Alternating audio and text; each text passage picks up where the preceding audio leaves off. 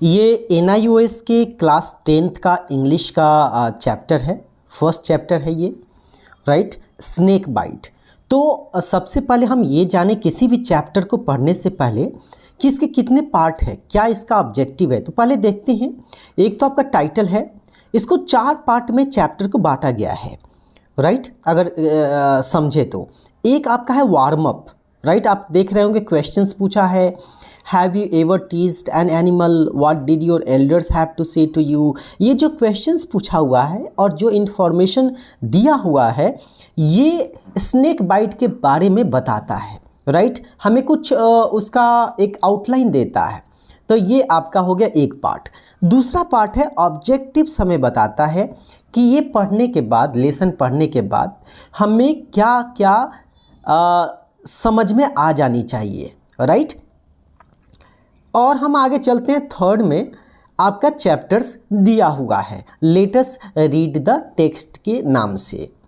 फिर फोर्थ में आते हैं तो आप देखेंगे let us understand the text के नाम से भी दिया जाता है, जिसमें आपके मतलब पार्ट्स में ब्रेक करके उसका समरी बताया जाता है। अब मैं क्वेश्चंस की बात करूं तो क्वेश्चंस जो है 2 प्रकार के हैं, in text questions and overall questions. In text questions होता है जो पार्ट वाइज करके आपका समरी बताया है, उस पे क्वेश्चंस पूछा जाता है, वो इन टेक्स्ट होता है। लेकिन जो पूरे ये चैप्टर से पूछा जाता है let us read the text, और टोटल उसके ऊपर जो क्वेश्चंस बनता है वह ओवरऑल क्वेश्चंस के नाम से जाना जाता है।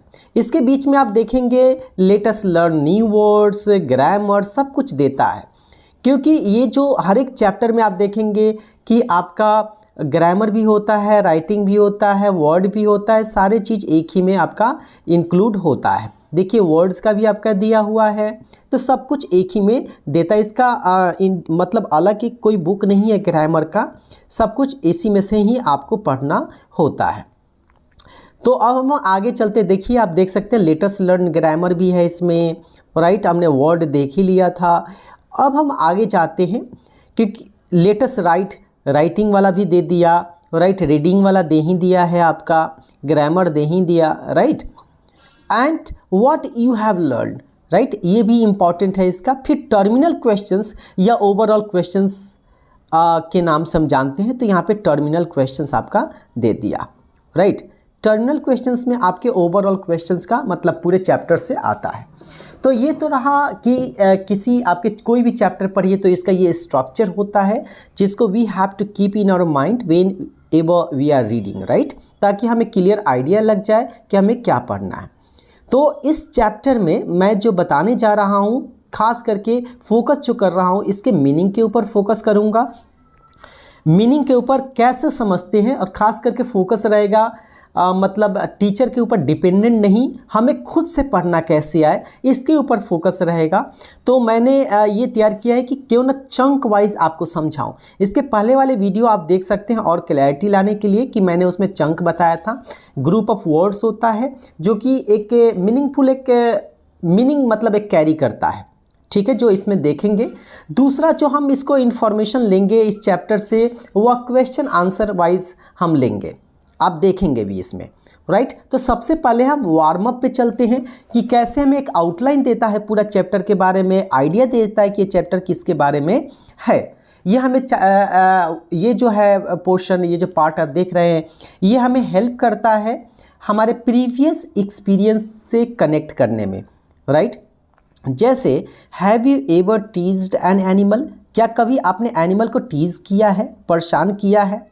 What did your elders have to say to you, अगर आपने किया है तो आपके एल्डर्स क्या कहे हैं इसके बारे में, right. How did the animals react, animals जो था वो कैसे रिएक्ट किया अगर आपने ऐसा किया हुआ, टीज किया तो उसको। Did you think about how the animal felt, क्या आपने सोचा उस समय कि कैसे जिस एनिमल को हम टीज कर रहे हैं वो कैसे फील किया होगा। इस स्टोरी में नैरेटर है राजा, नैरेटर कहते हैं जो कहानी बताता है उसको नैरेटर कहते हैं। इसमें नैरेटर का नाम है राजा। तो in this story the narrator Raja, तो 2 पार्ट है ना। इनोसेंट यंग बॉय है, राजा कौन है, इनोसेंट है, निर्दोष है।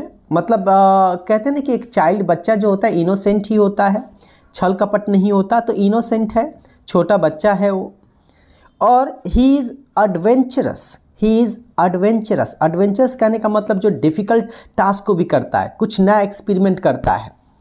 And likes to meddle with creatures, और जो क्या करता है ना कि किसी जीव को क्या करता है, वो छेड़ने का काम करता है, जैसे छोटे बच्चे करते हैं।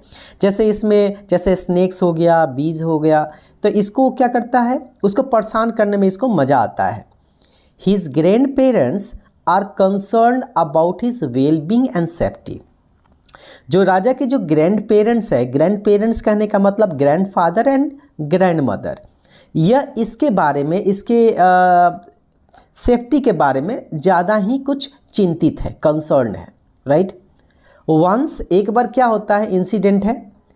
When a bee stings him, जब एक बी जो है उसको डंक मारता है, दे थिंक, दे किसके लिए आया है, ग्रैंड पेरेंट्स के लिए आया है। वे सोचते हैं कि उसको किसी स्नेक ने काटा है, right. He has been beaten by a snake.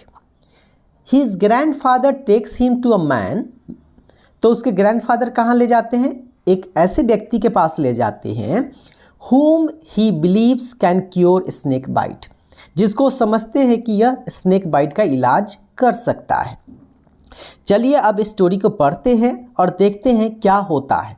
तो आपको आइडिया लग गया होगा और आप इजीली आप कनेक्ट कर सकते हैं अपने लाइफ से इस स्टोरी को। तो क्या होता है ना कि बहुत ही इम्पॉर्टेंट है और लोग अक्सर इसको छोड़ दिया करते हैं, तो हमें ये ध्यान रखना है कि इसको हमें छोड़ना नहीं है, ठीक है, इसको हमें छोड़ना नहीं है। This is very very important for each and every one. एक तो इस पे हमें फोकस करना है और एक इस पे फोकस करना है, ठीक है, पढ़ने से पहले, ताकि हमें पूरा आउटलाइन बन जाएगा तो हमारे लिए फ़ायदा रहेगा।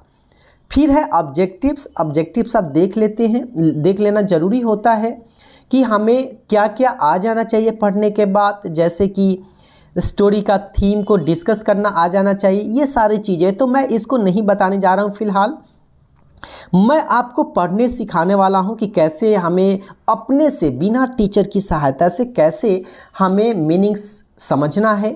सेकेंड थिंग, हम वर्ड क्या करते हैं ना, हमें आदत होती है या हमें याद करवाया जाता है कि स्नेक मतलब सांप होता है, डे मतलब दिन होता है, आई मतलब मैं होता है। आपको ऐसे याद नहीं करना है, आपको चंक या ग्रुप में याद करना है, रखना।